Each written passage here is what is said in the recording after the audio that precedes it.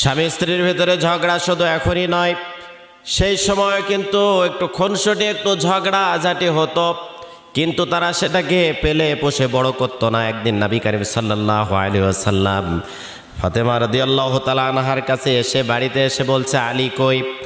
ফাতেমা রাদিয়াল্লাহু তাআলা আনহা বলছেন, আলীর সাথে একটু ঝগড়া হয়েছে, আলী বাহিরে চলে গেছে।